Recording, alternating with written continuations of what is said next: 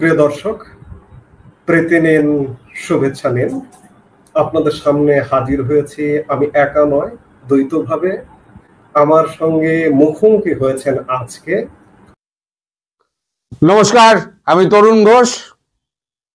একটা পোস্ট আপনারা দেখেছেন, দেখে অনেকেই ভাবছেন যে হঠাৎ নতুন কি খবর নিয়ে এলাম। এই পোস্টটা দেওয়ার আগে আমি 10 বার চিন্তা করেছি এবং নানান জায়গা থেকে কনফার্ম করেছি যে এটা কতটা সঠিক। তারপর 3-4টে জায়গা থেকে আমি সঠিক খবরটা যখন পাওয়ার পর তারপর আমি পোস্টটা করলাম। এখন আপনাদের মনে প্রশ্ন আসতেই পারে, যে ঘটনাগুলো আমি বলবো সেগুলো কিন্তু আমাদের চোখের সামনে ঘটেছে, আমরা কেউ ধরতে পারিনি। আমি যদি কোনো ভুল বলে থাকি তাহলে আপনারা আমায় ধরিয়ে দেবেন। এই ঘটনাকে আপনি যদি বর্তমান ঘটনা আসতে চান তাহলে আপনাকে পিছিয়ে যেতে হবে প্রায় 2-2.5 বছর আগে। তখন শেখ হাসিনা বাংলাদেশের প্রধানমন্ত্রী। একদিন উনি বললেন যে একজন শ্বেতাঙ্গ মানুষ আমাকে বলেছেন যে সেন্ট মার্টিন যদি দ্বীপ যদি তাদের নামে লিখে দিই, তাদেরকে দিয়ে দিই, তাহলে পরে আমি এখানে সমস্যাবিহীনভাবে আমি রাজত্ব চালিয়ে যেতে পারবো, শাসনযন্ত্র চালিয়ে যেতে পারবো, কিন্তু দেশকে আমি বিক্রি করব না। তাতে যদি আমায় ক্ষমতাচ্যুত হতে হয় আমি ক্ষমতাচ্যুত হব। সেই সময় আপনারা দেশে খুব যাতায়াত করতেন, তখন ডোনাল্ড লু খুব যাতায়াত করতেন এবং পিটার হাস তিনি ওখানে ছিলেন রাষ্ট্রদূত। পিটার হাসকে তিনি চাকর বাকরের মতো জ্ঞান করতেন, পিটার হাসকে অত পাত্তে দিতেন না। ডোনাল্ড লু এরপরেতে নানান রকম কারসাজি করেন এবং বিভিন্ন জায়গায় টাকা পয়সা সমস্ত কিছু দিয়ে একটা রেজিম চেঞ্জ করেন। এই রেজিম চেঞ্জ যে হবে সেটা শেখ হাসিনা আন্দাজটা করেছিলেন, তার জন্যই উনি কথাটা বলেছিলেন। এখন রেজিম চেঞ্জ তো হয়ে গেল। এই যে এতদিন ধরে শেখ হাসিনা বরাবর বলে যাচ্ছেন যে ওই আমেরিকা এই মানে এই তক্তাপালটের পেছনে রয়েছে, হঠাৎ তিনি আমেরিকাকে একেবারে নির্দোষ বলতে শুরু করলেন কেন? কারণ তো একটা থাকবে। তিনি হঠাৎ পরশু তার আগের দিন হঠাৎ তিনি একটা এই যে আমাদের নিউজ 18 একটা বাংলায় একটা ইন্টারভিউ দিলেন। তিনি বললেন যে এই যে তক্তাপালটের ব্যাপারটা, রেজিম চেঞ্জের ব্যাপারটা, এর মধ্যে আমেরিকা ছিল না। তার কথার মধ্যে ইঙ্গিত ছিল CIA ছিল, কিন্তু আমেরিকা ছিল না। এবার আপনারা আমেরিকার প্রসঙ্গে চলে যান। ঘটনা কিন্তু আপনাদের আমার চোখের সামনে ঘটছে। আমেরিকায় দ্বিতীয়বারের জন্য প্রেসিডেন্ট হয়ে ডোনাল্ড ট্রাম্প একেবারে তাহি মধুসূদন করে দিলেন, ট্যারিফ ফ্যারিফ চাপিয়ে একেবারে B1 ভিসা না B2 ভিসা বন্ধ করে দিয়ে একেবারে উনি মানে দেশ থেকে লোক তাড়িয়ে মানে তাহি মধুসূদন করে দিলেন একেবারে অবস্থা। তারপর ট্যারিফ নিয়ে ভারতবর্ষের সঙ্গে একটা গন্ডগোল চললো। ভারতবর্ষ বলল যে আমি দুটো সেক্টর খুলবো না, একটা হচ্ছে আমাদের মিল্ক প্রোডাক্ট সেক্টর, একটা হচ্ছে এগ্রিকালচার সেক্টর। তারপর এই নিয়ে যখন গন্ডগোল চলে তখন বাজারের অবস্থা খুব খারাপ। আমেরিকার চীনের সঙ্গে গন্ডগোল লেগে গেছে, ভারতের সঙ্গে গন্ডগোল লেগে গেছে, রাশিয়ার সঙ্গে গন্ডগোল লেগে গেছে, 3টে মহাশক্তির সঙ্গে গন্ডগোল বাঁধিয়ে দিয়ে আমেরিকার অবস্থা খুব খারাপ। এদিকে আমেরিকার তখন বাজেট পাস হচ্ছে না, ফলে শাটডাউন হয়ে গিয়েছে। কারণ ডেমোক্র্যাটরা বলছে যে আমরা বাজেট পাস করব না, আর ডেমোক্র্যাটদের সই ছাড়া বাজেট পাস হবে না, ফলে একদম শাটডাউন হয়ে গেল। কেউ মাইনেপত্র পাচ্ছে না, এমন পাচ্ছে না। তারপরে নেগোসিয়েশন হলো আমেরিকা যে আপনি প্রেসিডেন্ট থাকুন, কিন্তু আপনি ওই এক্সিকিউটিভ অর্ডারে খাস করে সই করে দিলেন, আর এর নামে আপনি টুইটারে দেখে দিলেন, আপনার সোশ্যাল মিডিয়ায় আপনি দেখে দিলেন, ওই সমস্ত চলবে না। তা যদি করেন তাহলে পরে আমরা ইমপিচমেন্ট প্রস্তাব আনবো। তারপর থেকে দেখবেন ডোনাল্ড ট্রাম্প কোনো রকম আপনার ওই স্পেশাল অর্ডার তিনি আর পাশ করেননি। আর সোশ্যাল মিডিয়াতে তার লেখাও কিন্তু কমে গিয়েছে। তখন দায়িত্বটা কে নিলেন? আমি ভিডিও করেছিলাম। দায়িত্ব নিলেন কে? দায়িত্ব নিলেন তখন আমেরিকাকে চালানোর জেডি ভান্স এবং মার্কো রুবিও। এই যে জেডি ভান্স আর মার্কো রুবিও এই দায়িত্ব নেওয়ার পরেতে তুলসী গেবার্ড একটা পরিষ্কার একটা দিলেন, ভাষণ দিলেন। সারা পৃথিবী সেই ভাষণ শুনেছে যে আমরা যতদিন আমেরিকা টাকা পয়সা খরচা করে করে যে দেশে আমরা রেজিম চেঞ্জ করেছি সেই কটা দেশ সন্ত্রাসবাদী রাষ্ট্রে ভরে গেছে। ফলে আমরা আমাদের এখন নতুন নীতি, আমরা এখন ওই দিকে টাকা পয়সা খরচা করব না, যে যার মতো দেশ শাসন করবে। আপনার নিশ্চয়ই মনে আছে। এইবার তখন থেকে ভারতের সঙ্গে একটা সম্পর্ক শুরু হয়। সম্পর্কটা তৈরি করেন জেডি ভান্স, তার স্ত্রী উষা ভান্স, বিশেষ করে তিনি ভারতীয় মহিলা, এবং হচ্ছেন মার্কো রুবিও। এই মার্কো রুবিও কিন্তু আসল খেলোয়াড়। মার্কো রুবিও মাঝে মধ্যেই জয়শঙ্করের সঙ্গে, আমাদের বিদেশমন্ত্রী ডক্টর জয়শঙ্করের সঙ্গে যোগাযোগ করতেন। এই বিদেশমন্ত্রী আমাদের জয়শঙ্করের সঙ্গে লাস্ট যে ভিজিটটা ওনার হয়, লাস্ট যে কথাবার্তাটা ওনার হয়, তখন এই ইন্দো প্যাসিফিক, তারপর সন্ত্রাসবাদ, হ্যান ত্যান, এই সমস্ত নিয়ে নানান রকম কথাবার্তা হয়। মূল কথাটা ছিল সেটা হচ্ছে আমাদের ট্যারিফটা কি হবে, এই কি হবে, কি বলে,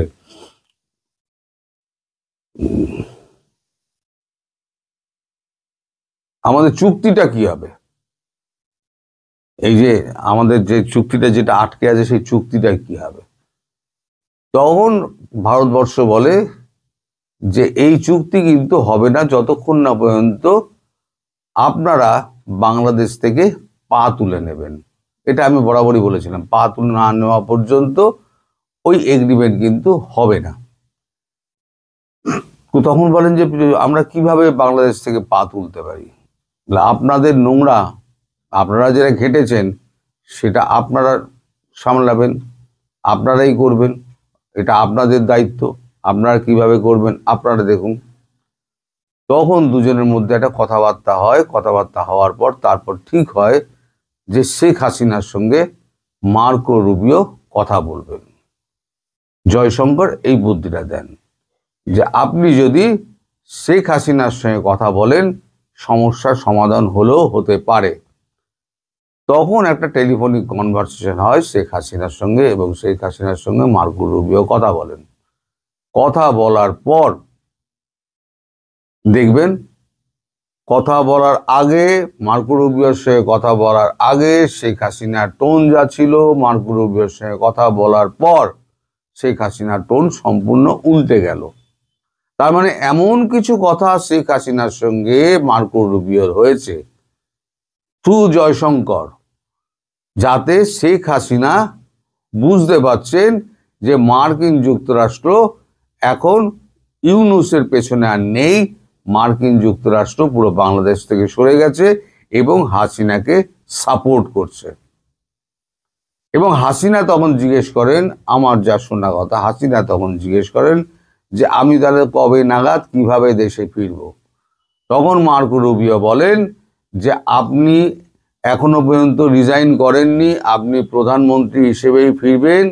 বাই ডিসেম্বর আমরা আপনাকে ফেরত দেব, বাংলাদেশে প্রধানমন্ত্রী হিসেবে আমরা আপনাকে ফেরত নিয়ে যাব ভারতের সহযোগিতায়।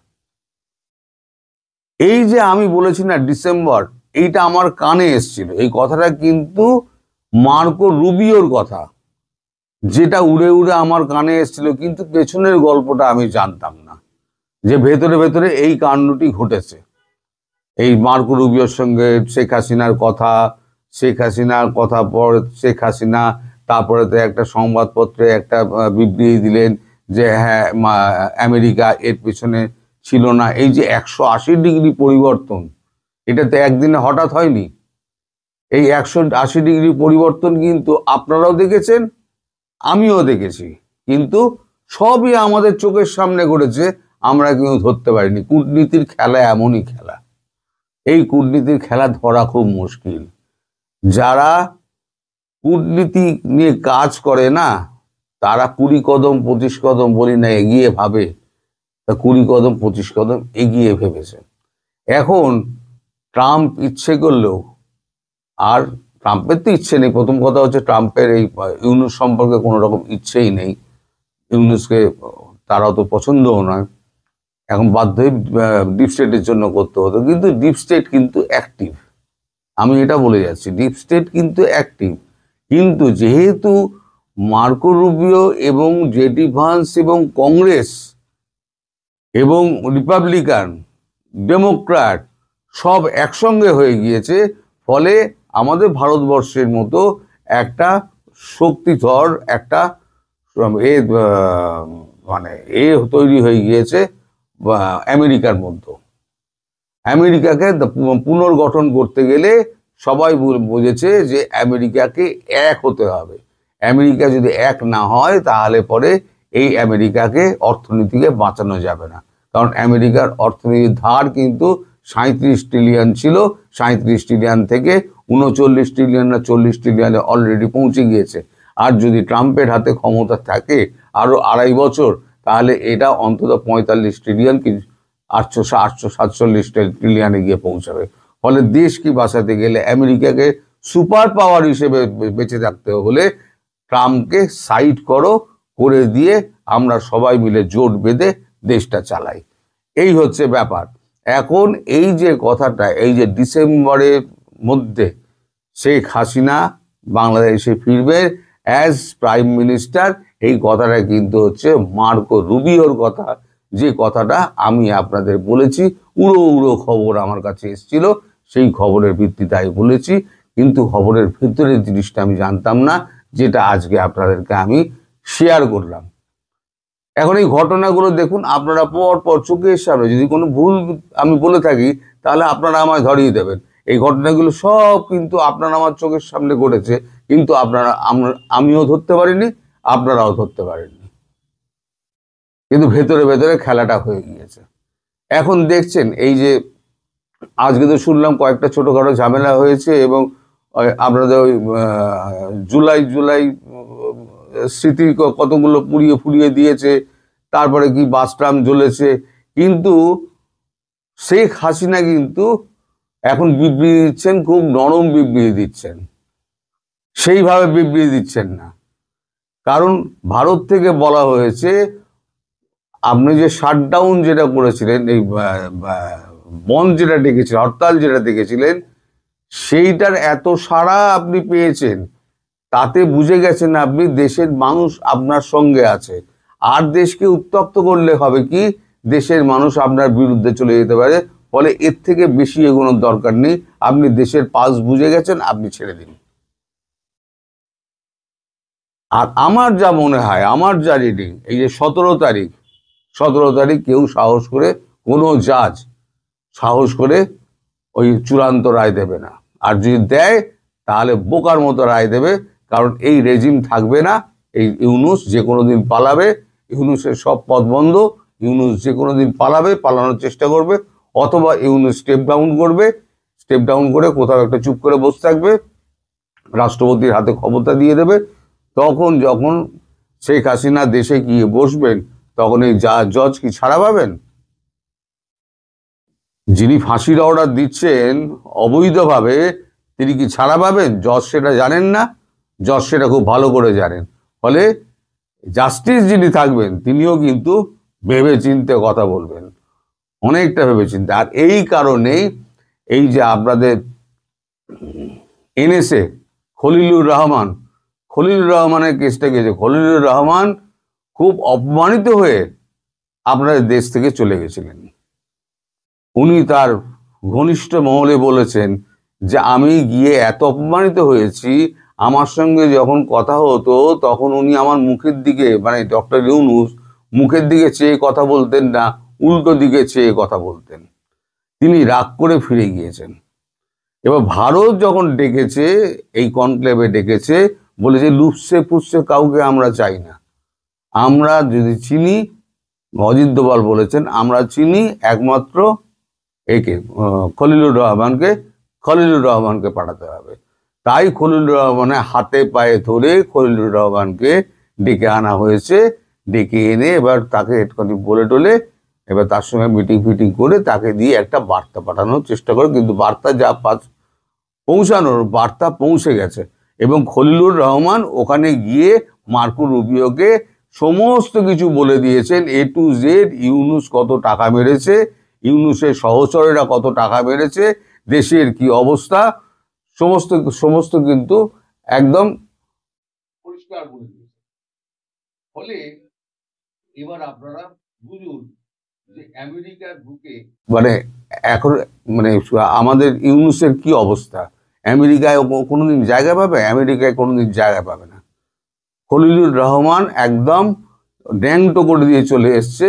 এখন খলিলুর রহমান যাবেন, গিয়ে সোজাসুজি শেখ হাসিনার পায়ে পড়ে যাবেন, আমাকে বাঁচান, অন্তত আমাকে রেহাই দিন, আমি আপনার কি কাজ করতে হবে বলুন, আমি করে দিচ্ছি।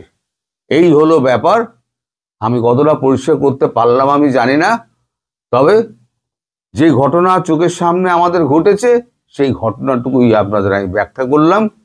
এবার যতটুকু আপনারা বুঝেছেন, যদি না বুঝতে পারেন আমাকে ফোন করবেন অথবা আমাকে কমেন্ট করবেন, আমি নিশ্চয়ই উত্তর দেবো। সবাই ভালো থাকবেন, সুস্থ থাকবেন এবং সাবধানে থাকবেন।